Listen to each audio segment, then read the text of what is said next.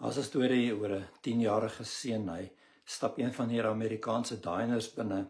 Hy gaan sit by die tafel en die kelnerin kom en sy's nou moeg na 'n lang skof en sy het nie eintlik lus om nog hierdie kind ook te bedien nie. Die seentjie kyk na die spyskaart en hy vra hoeveel kos 'n roomys 'n sundae. En sy gee hom die prys en tel hy sy muntstukkies af en hy sê hoeveel kos 'n gewone roomys en sy sê vir hom en hy dink so 'n bietjie, nou sy's haastig. En dan sê hy, gee maar vir my die goedkoper een. Nou sug die kelnerin soos hy wegstap, want weet hierdie kind mors nou eintlik net haar tyd. Maar sy bring sy roomys, hy eet dit, hy staan op en hy gaan betaal by die toonbank. Toe sy terugkom 'n bietjie op te ruim daarso, toe sien sy daar lê 'n paar muntstukke, dis die voetjie wat hy vir haar gelos het. En die voetjie is presies die bedrag, die verskil tussen die goedkoop roomys en die duurder roomys. En wat hy gedoen het, hy die goedkope roomys gekies sodat hy vir haar 'n voetjie kon los. Nou ek weet nie hoe akkuraat, hoe getrou hierdie storie is nie. Maar weet jy, daar's iets daarin dat 'n mens baie keer iemand se hart beoordeel en jy kan totaal en al verkeerd wees. Hierdie kelnerin het definitief hierdie seentjie heeltemal verkeerd beoordeel. Kom ons los daardie storie op sy. Weet jy, baie keer het ons heeltemal 'n verkeerde begrip van God se hart vir ons. Ons beoordeel God se hart totaal en al anders. Dis asof die God wat ons dien en die God soos hy werklik is, heeltemal verskillend is. En ek wil graag saam met jou vandag net so 'n paar gedagtes hieroor met jou deel. En spesifiek, dit kom uit Lukas die 1ste hoofstuk, en dis daardie gedeelte waar die engel Gabriël aan Sagaria verskyn, later dan kom Elisabeth ook by. Daar's 3 dinge wat ons hierso kan uitlig, waar ons God se hart verkeerd kan verstaan. As ons hierdie stuk lees, dan hoor ons van onbeantwoorde gebede. Die feit dat God nie 'n mens se gebede antwoord nie. Of dis altans hoe 'n mens baie keer voel. Jy weet, ek bid maar die Here antwoord nie. Ek kan net sowel teen die dak bid, want niks gebeur nie. Kom ons lees gou-gou. Dis Lukas die 1ste hoofstuk en daarvan af vers 8. Eendag was Sagaria besig om God in die tempel te dien, want sy diensgroep was die week aan diens. Volgens die gewoonte van die priesters is hy deur die lot aangewys om die heiligdom in te gaan en wierook op die altaar te brand. Terwyl die wierook gebrand het, het 'n groot skare buite gestaan en bid. En net so 'n bietjie agtergrond hierso. Dis 'n baie groot dag, miskien een van die grootste dae in die lewe van een van hierdie priesters. En Sagaria is een van 20,000 priesters so in die tyd van Jesus. Dit is ingedeel in 24 eenhede en dan doen hulle diens in die tempel. Elkeen kry 2 weke wat hulle diens moet doen in die tempel. So 1 week, 2 keer 'n jaar. Nou bepaal hulle met die lot wie gaan wat 'n werk doen. Daar's een spesifieke werk wat hulle kan doen wat so spesiaal is, jy mag dit net eenmaal in jou lewe doen. Dis hoe kosbaar dit is. En dis om in te gaan in die heilige deel van die tempel, daai heiligdom, en die wierookoffer te gaan bring, om as ware jou offer wat dan soos 'n gebed is wat opstyg na die Here, om dit te bring. En daardie dag is dit Sagaria se beurt om te gaan. Dan gebeur daar iets wat hy totaal en al nie verwag het nie. Ons lees daar vers 11. Terwyl Sagaria in die heiligdom was, verskyn 'n engel van die Here aan hom regs van die wierookaltaar. Sagaria het hom lam geskrik toe hy die engel sien. Nou wat die engel vir Sagaria sê, was vir hom verstommend en ons kan ons moeilik indink die impak van daardie woorde. Maar die engel sê, moenie bang wees nie, Sagaria, want God het jou gebed verhoor. En jou vrou Elisabeth sal vir jou 'n seun skenk en jy moet hom Johannes noem. Julle sal vreugde en jubelende blydskap hê en baie mense sal saam met julle bly wees oor sy geboorte. Want hy sal groot wees in die oë van die Here. Hy moet nooit aan wyn of sterk drank raak nie en hy sal nog voor sy geboorte met die Heilige Gees vervul wees. Hy sal baie Israeliete oortuig om te draai na die Here hulle God toe. Hy sal die gees en die krag van Elia die profeet van ouds en om voor die Here uit te gaan, om paas met hulle kinders te versoen, om ongehoorsaames op die regte pad te bring, en so vir die koms van die Here 'n volk gereed te maak. Hy is die een wat die pad moet berei vir die koms van Jesus Christus. Sagaria en sy vrou Elisabeth loop met hierdie seer in hulle hart vir hoeveel jaar hulle kan nie kinders hê nie. Later het hulle opgegee. Weet, en Sagaria en Elisabeth moes gebid het vir 'n kind. En dan kom die Here en na al daardie jare sê Sagaria, God het jou gebed gehoor. Nou Sagaria is al baie oud en Elisabeth is al baie oud en ja, hulle kan nie meer 'n kind hê nie. Hy het ophou bid vir hierdie. Marvin Vincent is 'n Griekse kenner en hy skryf in sy werk Word Studies of the New Testament oor die werkwoordvorm wat daar gebruik word in die Grieks, en hy sê, ons kan dit as volg vertaal, is asof die engel vir hom sê, die gebed wat jy nie meer bid nie, daardie gebed het God gehoor. Die gebed wat jy nie meer bid nie, God het daardie gebed beantwoord. Nou wonder, hoe lank bid jy al vir iets in jou lewe en dit lyk asof die Here dit net nie antwoord nie. Weet jy, die woord van die Here sê in Psalm 65 vers 3, hy is die hoorder van gebed. Dis wie God is. God is die een wat die gebed hoor. Hoe God die gebed antwoord, hang van hom af.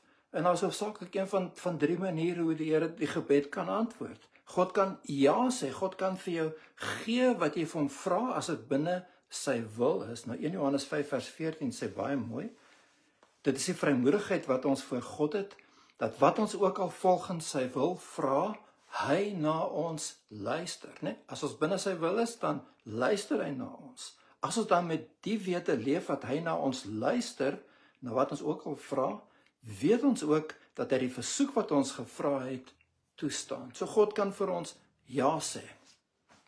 En sekerlik, dis wat ons graag wil hoor. Maar God kan ook in sy wysheid, in sy soewereiniteit, kan hy nee sê. Soms vra jy iets wat teen God se wil is, wat nie tot voordeel van jou is, wat nie tot voordeel van die koms van God se koninkryk is nie. En dan sê die Here vir jou nee. Nou, jy hou nie noodwendig daarvan nie, maar dis in jou beswil dat die Here nee sê. Kom ons sê hierdie 5-jarige seentjie en hy wil 'n vlamskerp knipmes hê, net soos sy oupa. Nou gaan jy vir jou 5-jarige seentjie so 'n skerp knipmesie gee, want hy wil graag dit hê, dis waarvoor hy vra. Sekerlik gaan jy nee sê. Hy kan nie vertrou word met daardie skerp mesie nie, want jy weet beter as ouer. En God weet beter. So partykeer gaan die Here nee sê. Nou Elia het ook gebid en hy het nie gehou van die antwoord wat die Here gegee het nie. Elia wil eerder doodgaan. Hy sê vir die Here, ek wil eerder doodgaan. Die Here sê nee. 1 Konings 19 vers 4. En as dit nie was dat God nee gesê het nie, sou Elia soveel uitgemis het, want in die laaste deel van sy lewe gebruik die Here hom kragtig. Anders as die vorige deel, maar so belangrik want hy's 'n instrument in die hand van die Here. Maar God het gekies om nee te sê, nee, jy kan nie nou al doodgaan nie, want ek het nog werk vir jou. Tyd is nog nie reg nie.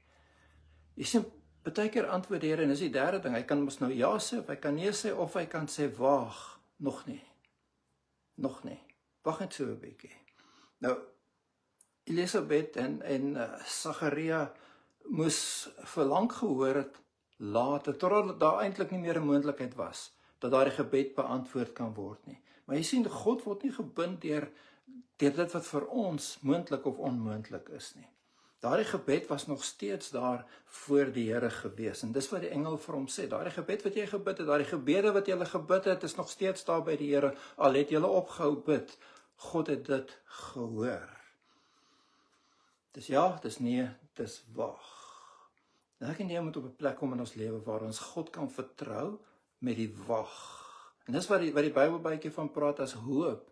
Dis nie daardie Ek hoop dit gaan nie môre reën en ek het geen idee of dit gaan reën of nie en ek kan niks daaraan doen nie. Hoop in die Bybel het hierdie betekenis van ek is seker God gaan dit doen, ek weet net nie wanneer hy dit gaan doen nie. So baie keer verstaan ons God se hart verkeerd as dit kom by onbeantwoorde gebede. Maar daar's 'n tweede ding wat ons in hierdie gedeelte sien en dis ons hoor van onmoontlike situasies. Sagaria kan nie glo wat hy hoor nie. Dis net onmoontlik, dit kan nie gebeur nie. Vers 18 daarso van Lukas 1. Sagaria sê toe vir die engel: "Hoe sal ek weet dat die dinge gaan gebeur? Ek is al 'n ou man en my vrou is ook al op gevorderde leeftyd.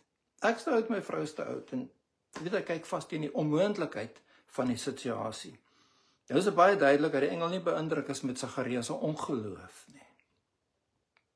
Vers 19, toe sê die engel: "Ek is Gabriel. Ek staan in God se eie teenwoordigheid. Hy het my gestuur om die goeie nuus aan jou te bring. En omdat jy nie geglo het wat ek sê nie, sal jy nie kan praat nie, totdat die kind gebore is, want my woorde sal op die bestemde tyd beslis waar word." Nou moet ons net so 'n bietjie gaan kyk, want dis 'n boodskap agter die woorde wat ons hier hoor. Ek is Gabriel. Nou, Hitchcock se woordeboek van Bybelname sê, die woord Gabriel beteken, God is my sterkte, God is my krag. En wat Gabriel daarso sê, is, God kan dit doen. Hy sê, ek staan voor God, elke dag. Ek ken God. Ek weet, God kan dit doen. My God kan die onmoontlike doen.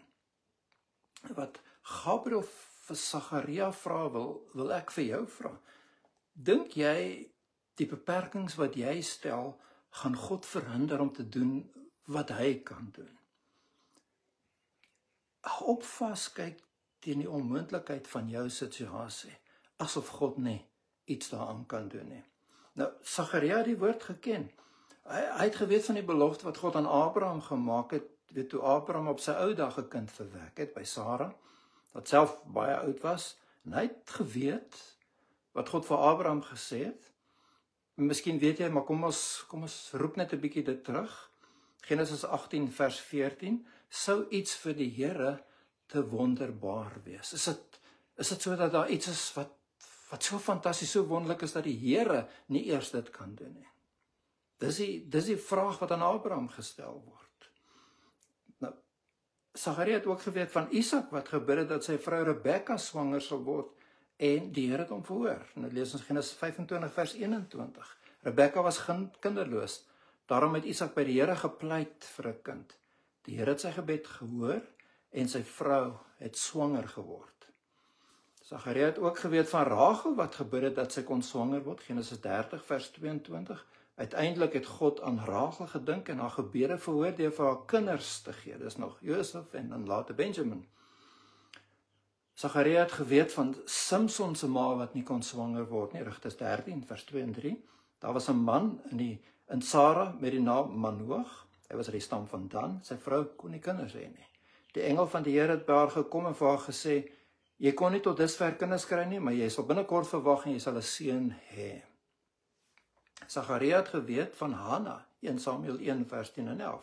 Hanna was baie ontsteld en terwyl sy onbedaarlik huil, het sy tot die Here gebid en sy het 'n gelofte gemaak: "O Here Almagtige, as U tog net my verdriet wil raak sien, my gebed verhoor en vir my 'n seun gee, sal ek hom vir U teruggee." Nou, skink sy geboorte aan Samuel. Dis asof Gabriel vir Sagaria sê: "Jy ken al hierdie dinge. Hoekom glo jy dit nie?"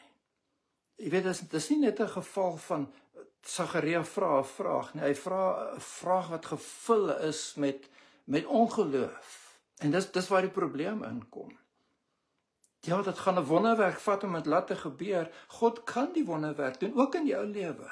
God kan doen wat onmoontlik, menslik onmoontlik is. Nou wil of die Here nie baie keer ook vir ons vra, so jy dink ek kan nie, nee. Nou dink net in terme van ons elke dag se lewe. As iets te goed is om waar te wees, dan is dit waarskynlik te goed om waar te wees, nee. Jy wil geld belê en iemand kom en hy beloof jou hierdie wonderlike rente wat net so fantasties is. En al die rooi liggies gaan aan en dit sê vir jou hierdie man is nie betroubaar nie. As iets te goed is om waar te wees, dit is te goed om waar te wees. Maar kom ek sê vir jou, as God iets sê wat nie te goed, weet wat waar kan word, wat lyk asof dit heeltemal reg is, dan moet ons weer 'n vraag vra. Want as God iets beloof, dan lyk dit gewoonlik asof dit te goed is om waar te word. Dis die God wat die wonders doen. Dis te goed om waar te word en God doen dit, want hy kan doen wat te goed is vir ons in ons oë om waar te word. God kan die onmoontlike doen. Ons lees vers 21. Intussen het die mense vir Sagaria gewag om uit te kom. En hulle begin wonder waarom hy so lank in die tempel bly. Toe uiteindelik uit die tempel kom, kon hy nie met hulle praat nie. Hulle het afgelei dat hy 'n gesig in die tempel gesien het. Hy het aan mekaar vir hulle beduie en stom gebly. Hy het by die tempel gebly totdat sy diensbeurt om was en toe sy huis toe. Kort daarna het sy vrou Elisabeth swanger geword. En sy het vir 5 maande in afsondering gegaan. Nou hierdie vers 25 is so mooi. In die Nuwe Lewende Vertaling wat ek hier gebruik sê, hoe goed is die Here, het sy uitgeroep. Hy het die skande van my kinderloosheid van my af weggevat. Die onmoontlike het gebeur. Jy sien, so ons verstaan God se hart verkeerd as dit kom in die eerste plek by onbeantwoorde gebeure, in die tweede plek by onmoontlike situasies, en die derde, ons hoor hier van die onverdiende genade van God, ook een van daardie waar ons God se hart so maklik mis.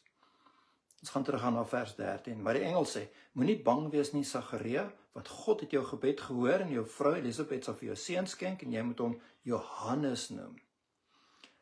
Daar's 400 jaar se stilte na Maleagi. Geen woord van die Here is opgeteken in daardie tyd. Die laaste was met Maleagi gewees. En die eerste woord wat die engel spreek namens God, moenie vrees nie, moenie bang wees nie. En die tweede ding wat Gabriël sê is, God het jou gebed verhoor. Dit ek dink is die twee dinge wat ons vandag nog steeds moet hoor, wanneer dit lyk asof God nie praat nie, asof God stil is, waar die Here vir jou sê, moenie bang wees nie. Dan kan ek vir jou sê, jy sit in jou situasie en jy is doodbenoud, jy is beangs, want jy weet nie hoe jy daar gaan uitkom nie, jy weet nie wat die toekoms gaan hou nie, jy weet nie wat om te doen nie, dis asof vrees totaal en al vir jou lam lê, en dis wat die duiwel jou wil hê. En God kom en hy sê vir jou, moenie bang wees nie. Die tweede ding wat die Here vir jou sê, God het jou gebed verhoor. Ek glo, Sagaria moes die boodskap gekry het, maar hy het dit baie duidelik gemis, nee. En dit lê opgesluit in hierdie een ding, waar die engel vir hom sê, jy moet hom Johannes noem. Nou Johannes beteken die Here is genadig. Die Here is genadig. Wat die engel vir hom wil sê hiermee, jy moet hom Johannes noem, is die boodskap wat moet uitgaan, is dat God 'n God is wat genade bewys. En hoewel ons vashou aan die woord, is dit vir baie kinders van die Here 'n vreemde konsep. Jy weet, God se genade is vir sondaars. Nou net so asof ons dit nie self nodig het as sondaars wat gered is nie, maar jy weet, ek moet hard werk om die Here tevrede te stel. Ek moet nog steeds my bes doen en ek moet hard werk en ek moet so leef, jy weet, dat die Here regtig tevrede is met my lewe en alles draai later om al die mooi goed wat ek moet doen om God tevrede te stel. Genade trek 'n streep deur daardie gesindheid. Ons verstaan die hart van God verkeerd. Ons begryp nie dat genade is onverdiende guns, onverdiende goedheid. Elisabeth het dit reg gehad daarso wat sy kon sê, hoe goed is die Here? Kan ek en jy nie ook maar begin uitroep, hoe goed is die Here? Dat hy ons genadig is, dat hy uitreik na ons. Dit is nie 'n geval van, ek moet goed genoeg wees, sodat die Here vir my gebede gaan antwoord nie. God beantwoord ons gebede, God raak betrokke, omdat hy lief is vir ons, omdat hy kies om lief vir ons te wees. Nou, om kinderloos te wees in die kultuur van Sagaria en Elisabeth in Jesus se tyd was 'n groot skande gewees. Dit mense het geglo, God seën jou as jy kinders het, en as jy nie kinders het, dan beteken dit maar net, die seën van die Here rus nie op jou nie, en hoekom nie, want daar moet fout met jou wees, hoekom seën die Here dan nou nie vir jou nie, en Elisabeth loop met hierdie skande. Lukas stel dit so duidelik, het is nie dat hulle iets verkeerd gedoen het nie, hulle is opreg in God se oë, al moes hulle seker nie so gevoel het nie, en nou het God die skande weggeneem. En die storie wat sou volg is wonderlik van Jesus wat sou kom, en hy sou die skande van sonde vir eens en vir altyd kom wegneem. God is genadig. As ons saam met Lukas spring tot die einde van die evangelie, dan sien ons 'n verlosser aan 'n kruis, wat sy lewe kom aflê, sodat die skande wat aan ons kleef, weggeneem kan word. Romeine 5 vers 8 sê so mooi, maar God bewys sy liefde tot ons daarin, dat Christus vir ons gesterf het, toe ons nog sondaars was. Ek het dit nie verdien nie, jy het dit nie verdien nie, dis genade in aksie, dis onverdiende guns van die Here, en dis wat God aan jou wil bewys. God wil hê dat jy moet kan leef onder die wonderlike seën van ek weet God se genade rus op my lewe. Nou, ek wil afsluit met 'n baie mooi verhaaltjie wat ek gehoor het oor George Clooney. En ek dink dit illustreer vir ons genade baie mooi. So in 2013 het George Clooney 14 van sy naaste vriende na sy huis genooi vir ete.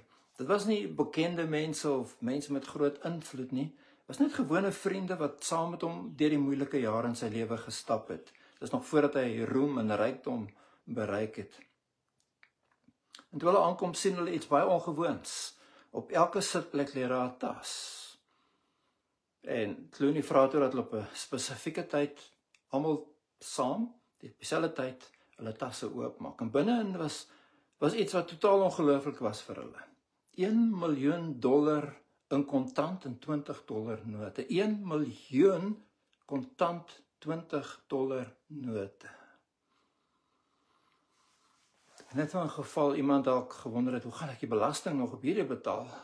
Het hy nog die ekstra belasting klaar betaal? En wat hy vir hulle sê is, dis maar net 'n geskenk vir julle. Dis al. Daar's nie 'n geval van jy moet nou terugbetaal nie. Daar's nie 'n geval van jy weet onderhandel oor take wat hulle vir hom moet verrig nie. Dis nie dat hulle self eers moet bewys nie. Daar's geen onderhandeling daaroor nie, dis 'n geskenk wat hulle wildste verwagtings oortref. Geen voorwaardes, geen terugbetaling, geen verwagtings. Dis genade. Dis wat God aan jou bewys. Daardie genade verander jou. Daardie genade verander jou lewe. Want jy moet die God van genade kans gee om in jou lewe te werk. So baie keer gaan God begin by die onbeantwoorde gebed om jou aandag te kry. God gaan kom en hy gaan sy almag in jou lewe openbaar, om sy krag te openbaar, om vir jou te wys wie hy is en hoe lief hy vir jou is. Maar God wil jou hierso hê waar jy jou hart oopmaak vir sy genade. Daar moet geen misverstand in jou hart wees oor God se hart vir jou. En hiermee wil ek jou los vandag. Kom bid saam met my. Here, ek dank U dat U ons gebede hoor, dat daar nie 'n gebed is wat by U verbygaan. Vra dat U vir ons sal help om die nee te aanvaar en om ons te verbly in die ja. Vra dat U vir ons sal help, Here, veral in daardie wagperiode, dat ons sal vashou aan U. En miskien hierdie oomblik is daar mense wat regtig worstel met onmoontlike situasies. En ek vra, Here, dat U die deurslag sal gee. U die deur sal oopmaak, U sal voorsien, U sal genees, U sal antwoord, U sal vrede gee, U sal doen wat nodig is, Here.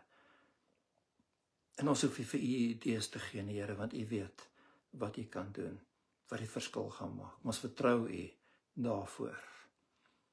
Help ons, Here, bovenal dat ons hierdie genade wat U aan ons bewys en volle sal aanvaar, dat ons U hart sal verstaan en ons hart sal oopmaak daarvoor, om te kan besef, God het my ongelooflik baie lief. Dit bewys op Golgotha, en hy wil dit bewys in my lewe.